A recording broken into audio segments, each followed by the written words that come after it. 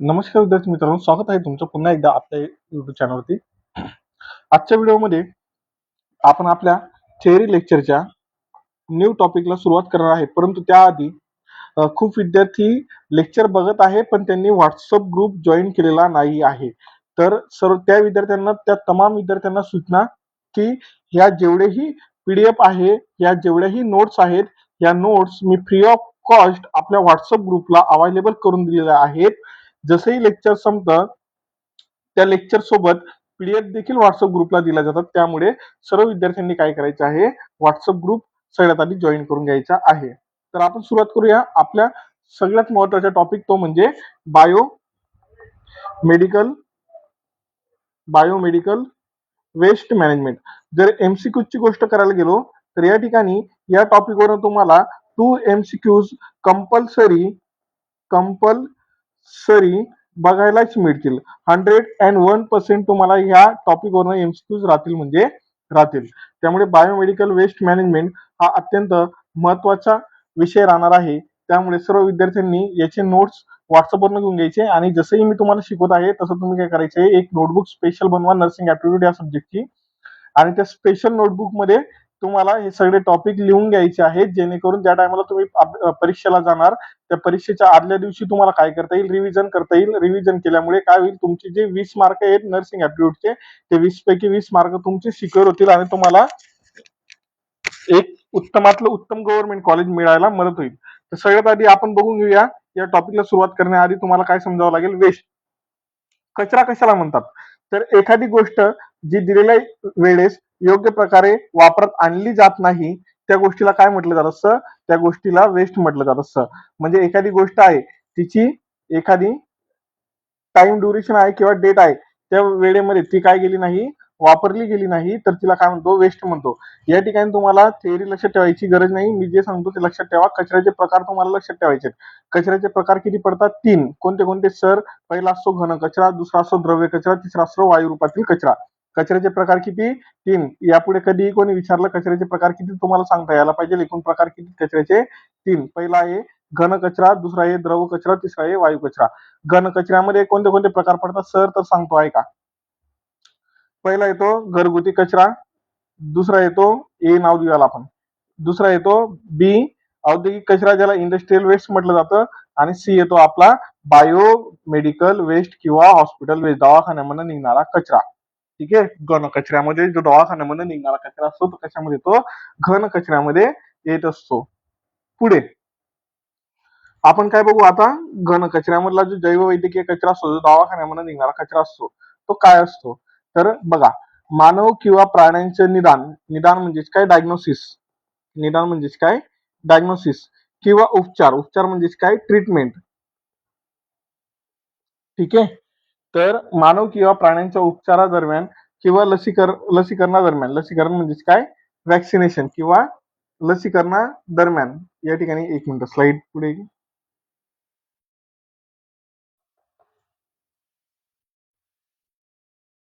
Slide,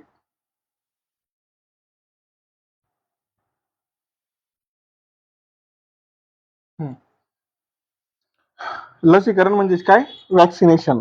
तर या ठिकाणी मानवाचं किंवा प्राण्याचं डायग्नोसिस करताना, ट्रीटमेंट करताना, वॅक्सिनेशन करताना किंवा त्या संबंधाचे संशोधन म्हणजेच काय, रिसर्च करताना जैविक पदार्थांची निर्मिती किंवा चाचणी दरम्यान निर्माण होणारा कोणताही कचरा, त्याला काय म्हटलं जात असतं, बायोमेडिकल वेस्ट म्हटलं जात असतं.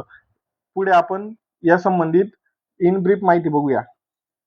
लक्षात ठेवा विचारला जाणारा प्रश्न, जैव वैद्यकीय कचऱ्याचे वर्गीकरण कोणत्या कोणत्या भागांमध्ये केलं जातं, तर सगळ्यात पहिले येतो इन्फेक्शियस वेस्ट, दुसरा येतो पॅथोलॉजिकल वेस्ट, तिसरा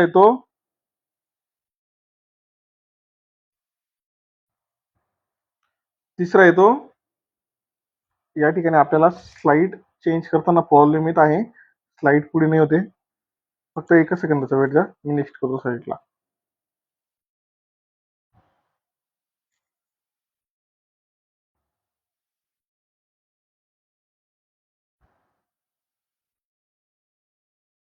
ओके. तिसरा येतो धारदार वस्तू, चौथा येतो फार्मास्युटिकल वेस्ट, 5वं वेस्ट येतं ते म्हणजे जिनोटॉक्सिक वेस्ट. 6वं येतं ते म्हणजे केमिकल वेस्ट. 7 नंबरला येतं बायोमेडिकल वेस्ट मध्ये जड धातूंचा उच्च प्रमाणात असलेला कचरा म्हणजे waste with high content heavy metals. 8व्या नंबरला येतो प्रेशराइज कंटेनर्स. 9व्या नंबरला येतो रेडिओ ऍक्टिव्ह वेस्ट. हे काय आहेत तर बायोलॉजिकल वेस्ट जो आपला निघतो त्याचे क्लासिफिकेशन आहे, वर्गीकरण आहे. आता इन्फेक्शियस वेस्ट कोणाला म्हणतात विचारला जाऊ शकतो, प्रश्न एमसीक्यू विचारला जाऊ शकतो की which one of following is infectious waste, is infectious waste. ठीक आहे, असा प्रश्न विचारला जाईल ज्यामध्ये ऑप्शन ए देतील तुम्हाला ते municipality waste, municipality waste. Option B देतील तुम्हाला ते काय तर केमिकल वेस्ट. ऑप्शन सी देतील डोमेस्टिक वेस्ट आणि ऑप्शन डी देतील ह्युमन एनाटॉमिकल वेस्ट. तर बघा याचे उत्तर तुम्हाला सांगतो मी. तर संसर्गजन्य कचरा त्याआधी तुम्हाला बघून घ्यावा लागेल काय असतो संसर्गजन्य कचरा. तर संसर्गजन्य कचरा म्हणजे असा कचरा ज्यामध्ये रोगकारक घटक जसे की बॅक्टेरिया, विषाणू किंवा फॉरेन पार्टिकल किंवा बुरशी यांचा समावेश असतो. तर अशा कचऱ्याला काय म्हणतात इन्फेक्शियस वेस्ट म्हणतात आणि हा व्यक्तींमध्ये रोग निर्माण करण्यासाठी कारणीभूत असतो किंवा यामुळे व्यक्तीच्या शरीरामध्ये कुठल्याही व्यक्तीच्या इंडिव्हिज्युअलच्या शरीरामध्ये काय होऊ शकतं डिसीज होऊ शकतो, आजार होऊ शकतो. म्हणून याला काय म्हणतो आपण इन्फेक्शियस वेस्ट म्हणतो. तर जो म्युन्सिपाल्टी वेस्ट आहे त्याच्यामुळे इन्फेक्शन होत नाही, केमिकल वेस्टमुळे इन्फेक्शन नाही होणार, डोमेस्टिक वेस्टमुळे इन्फेक्शन नाही होणार. पण इन्फेक्शन कशामुळे होऊ शकतं ह्युमनच्या बॉडीमधनं जो अनाटॉमिकल वेस्ट निघतो त्याच्यामुळे इन्फेक्शन होऊ शकते. त्याला संसर्गजन्य कचरा आपण असं म्हणतो. तर याचे उत्तर काय येईल option D is right answer. Next,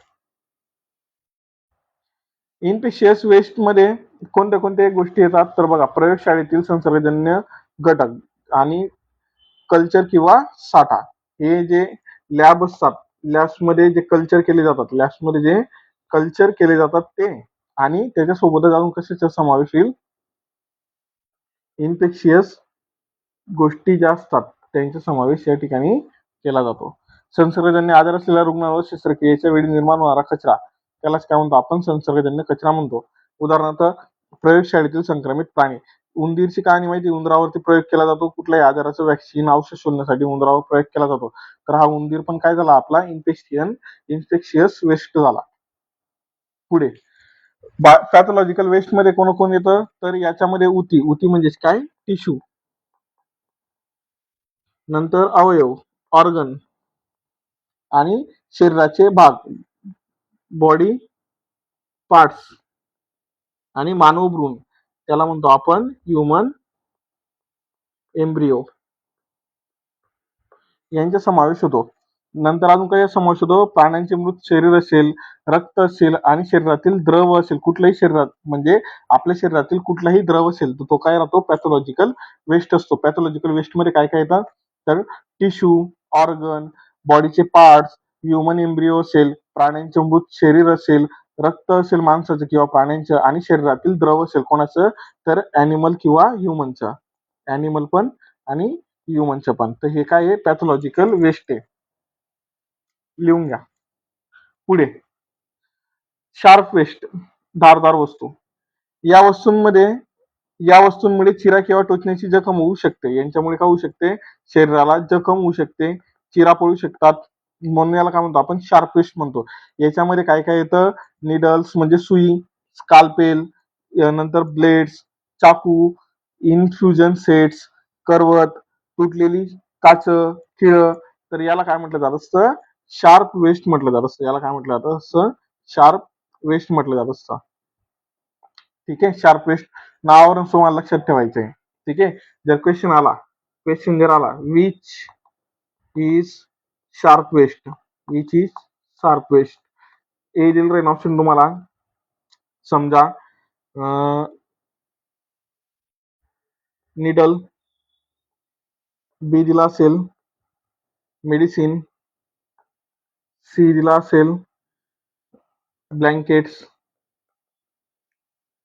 D दिला असेल तुम्हाला, काय दिला असेल डी, एखादा टिश्यू असेल, त्याच्यापैकी शार्प वेस्ट कोणाला म्हणणार, तर निडल जे आहे ते निडल कशामध्ये येतं, शार्प वेस्ट मध्ये येतं. पुढे 14 नंबरचा कचरा आहे तो म्हणजे फार्मास्युटिकल वेस्ट. याच्यामध्ये जे एक्सपायर मेडिसिन्स असतात, ज्यांना कालबाह्य औषधी म्हटलं जातं, सर एक्सपायर्ड मेडिसिन यांचा समावेश होतो. नंतर न वापरलेले औषधे, सांडलेलं म्हणजेच एखादं औषध जमिनीवर सांडलेलं ते, नंतर दूषित औषधे यांचा समावेश या वेस्ट मध्ये होत असतो. कोणतं वेस्ट येईल, हे फार्मास्युटिकल वेस्ट येईल. पुढे येतो जिनोटॉक्सिक कचरा. जिनोटॉक्सिक कचरा अत्यंत धोकादायक असतो आणि त्यामध्ये खालील गुणधर्म असू शकतात. तर अत्यंत धोकादायक असलेला कचरा कोणता आहे, जिनोटॉक्सिक कचरा आहे. या ठिकाणी लक्षात ठेवा, तुम्ही हायलाइट करून घ्या या गोष्टीला, की जिनोटॉक्सिक कचरा काय असतो, अत्यंत धोकादायक असतो. इम्पॉर्टंट एमसीक्यू पडू शकतो याच्यावरती. यामध्ये काय येतो मग, म्युटाजेनिक म्हणजेच उत्पत्ती वर्तनकारी किरण, नंतर जन्मदोष निर्माण करणारे टेट्राजेनिक आणि कर्करोग निर्माण करणारे कार्सिनोजेनिक. लिहून घ्या.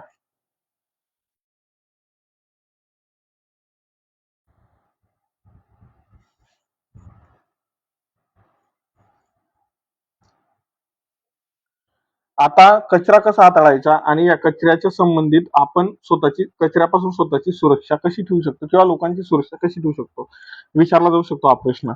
तर याचे उत्तर सांगू. चला, हा कचरा रुग्णालयात आणि त्यानंतरच्या विल्हेवाटीनंतर गंभीर सुरक्षिततेच्या समस्या निर्माण करतात. त्यामुळे त्याकडे विशेष लक्ष दिले पाहिजे. या कचऱ्यामुळे काय होऊ शकतं, तर माणसाच्या किंवा व्यक्तीच्या सुरक्षिते संबंधित समस्या निर्माण करू शकतात हे वेस्ट. यामध्ये सायटोटॉजिक औषधे असतात, तसेच सायटो सायटोटॉटिक सायटोस्टॅटिक औषधांनी उपचार घेतलेल्या रुग्णांचे उलटी, मूत्र, विष्ठा, रसायने आणि किरणोत्सर्गी पदार्थ यांचा समावेश होतो. म्हणून या कचऱ्याला कसं विल्हेवाट करायचे ते पुढे सांगतो तुम्हाला. रासायनिक कचरा, यामध्ये खालील स्वरूपातील टाकलेले रासायनिक पदार्थांचा समावेश होतो. घन, द्रव, वायू. ठीक आहे, हा कुठला कचरा आहे, रासायनिक कचरा आहे. हे लक्षात ठेवायची गरज नाही आहे. रासायनिक कचऱ्याचे वर्गीकरण,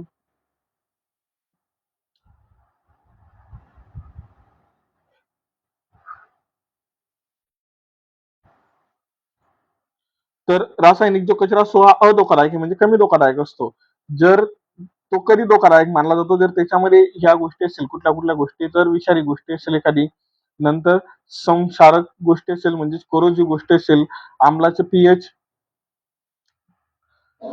2 कमी आणि क्षाराचे पीएच 12 जास्त असेल तर, नंतर ज्वलनशील फ्लेमेबल त्याच्यामध्ये घटक असतील तर, नंतर प्रतिक्रियाशील म्हणजे रिॲक्टिव्ह असेल तर, आणि जेनेटॉक्सिक असेल तर.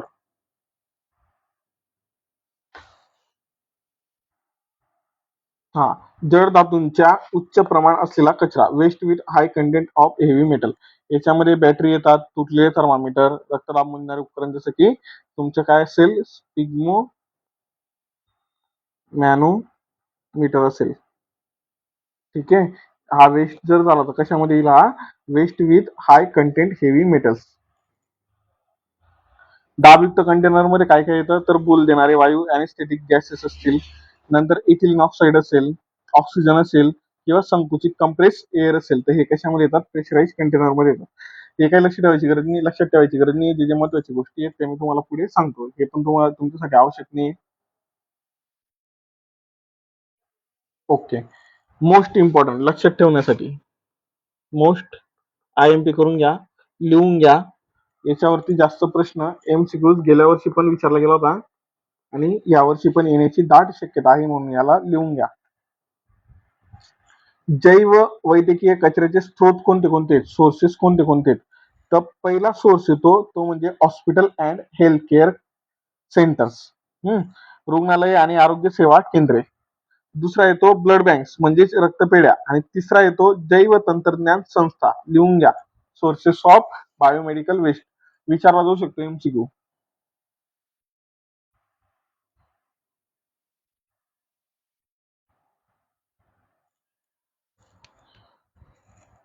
चला पुढे सांगतो. बायोमेडिकल वेस्टचे काय काय इफेक्ट्स असतात, काय इफेक्ट्स होतात. हम्म. जैववैद्यकीय कचऱ्याचे आरोग्य व्यवस्थापन खालील आरोग्य व्यवस्थापनावर खालील प्रमाणे गंभीर पर्यावरणीय समस्या निर्माण करतात. तर कुठल्या कुठल्या समस्या निर्माण करतात चला बघूया. पहिलं आहे एअर पोल्युशन. जैववैद्यकीय कचऱ्यामुळे काय होऊ शकतं, वायू प्रदूषण होऊ शकतं. जैववैद्यकीय कचऱ्यामुळे वॉटर पोल्युशन होऊ शकतं. वॉटर पोल्युशन म्हणजे काय, जल प्रदूषण. आणि त्याच्यामुळे पण काय होऊ शकतं, अजून काय होऊ शकतं, लँड पोल्युशन. एवढ्या गोष्टी जैववैद्यकीय कचऱ्याच्या चुकीच्या जर व्यवस्थापन झालं नाही तर होऊ शकतं. जर आपण जैववैद्यकीय कचऱ्याचे योग्य विल्हेवाट लावलं आणि वर्गीकरण व्यवस्थित पद्धतीने केलं तर त्याचा आपल्याला काय काय फायदा होतो. सगळ्यात पहिला फायदा, संसर्गाचा धोका कमी होतो. म्हणजेच त्या कचऱ्या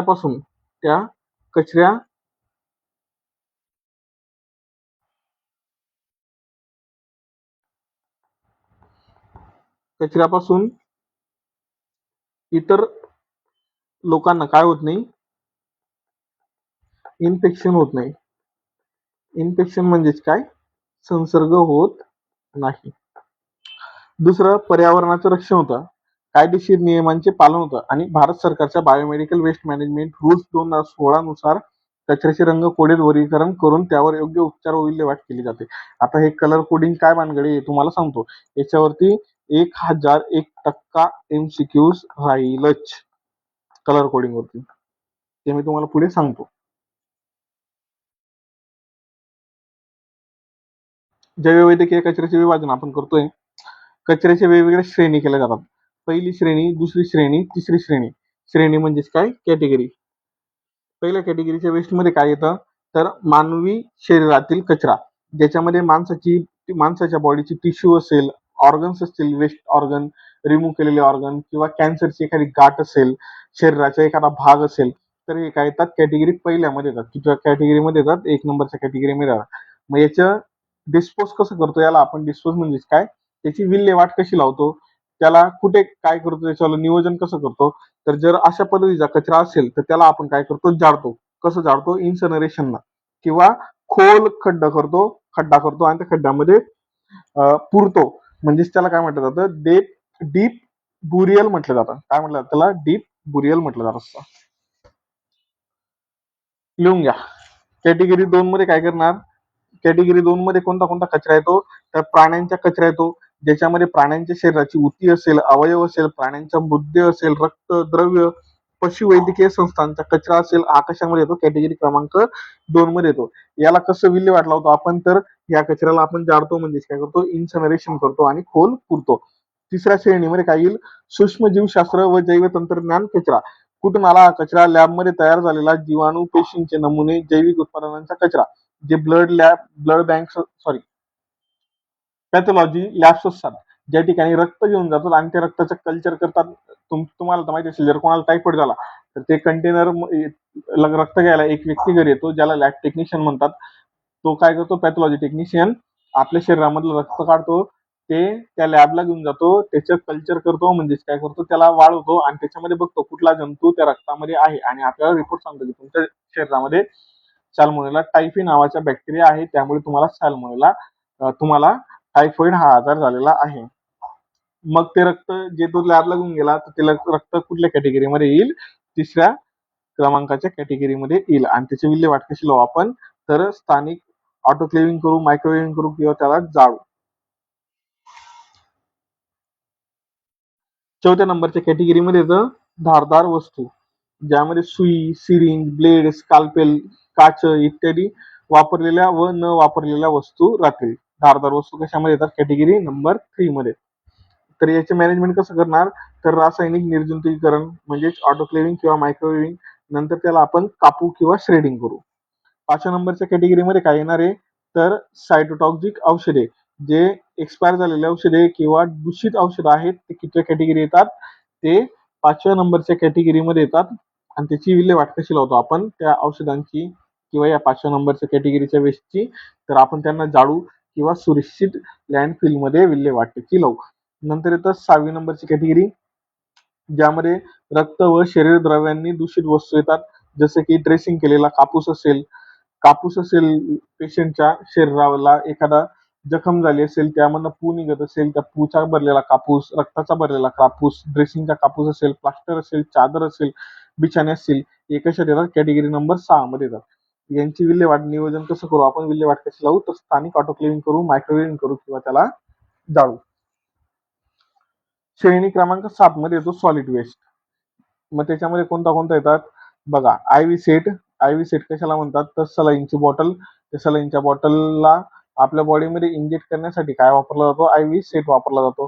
कॅथरेटर असेल, कॅथरेटर म्हणजे लघवीची नळी किंवा फिडिंगसाठी नाकावाटे टाकलेली जेवणाची नळी असेल, ट्यूब्स असतील, इत्यादी धारदार वस्तू वगळून सगळ्या वेस्ट कशामध्ये? धारदार वस्तू वगळून जो वेस्ट निघतो तो कशामध्ये येतो? श्रेणी क्रमांक कॅटेगरी क्रमांक 7 मध्ये येतो.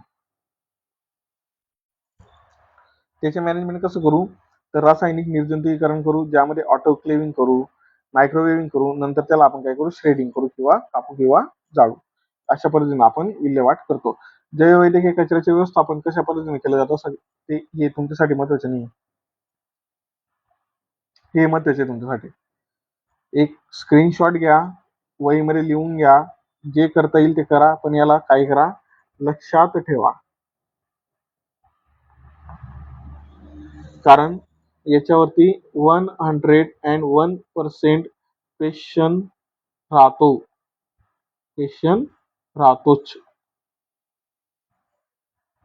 चला, पिवळ्या रंग दवाखान्यामध्ये तुम्ही गेले असणार.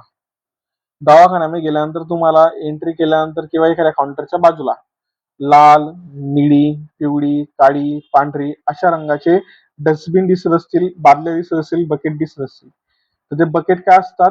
तर ते बकेट बायोमेडिकल वेस्ट डिस्पोज करण्यासाठी जो जैववैद्यकीय कचरा आहे त्या कचऱ्याला फेकण्यासाठी तिथे ठेवलेले असतात.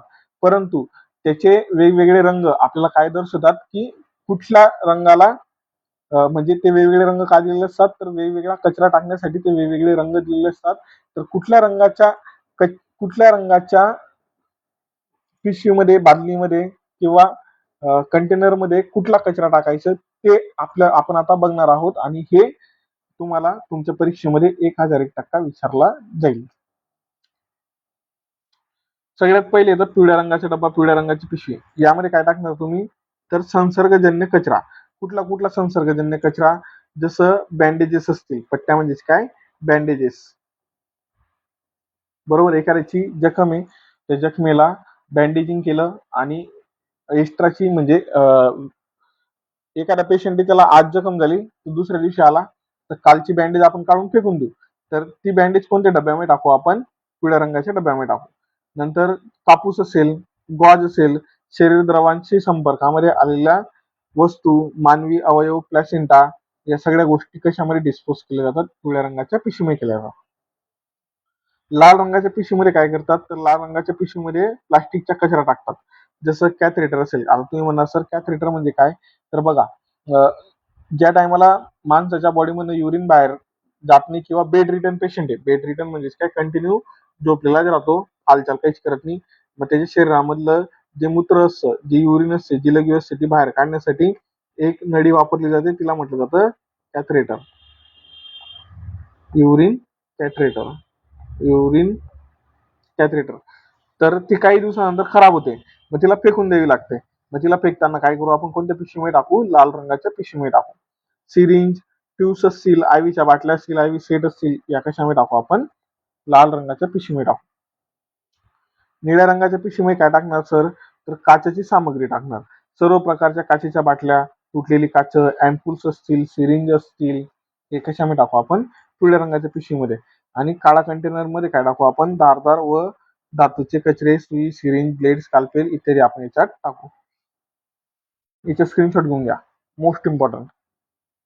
आणि मी लेक्चर आता इथे संपवतो. पहिले स्क्रीनशॉट घेऊन घ्या तुम्ही. ओके. सगळ्या विद्यार्थ्यांना विनंती आहे, कृपया करून चॅनलला सबस्क्राईब करा.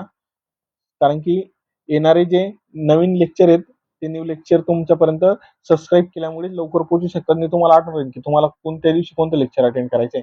आणि नोट्स तुम्हाला व्हॉट्सअप ग्रुपला मिळतील, त्यामुळे सगळ्यांनी काय करायचं आहे? व्हॉट्सअप ग्रुप लवकर जॉईन करून घ्यायचा आहे. तोपर्यंत जय हिंद, जय महाराष्ट्र.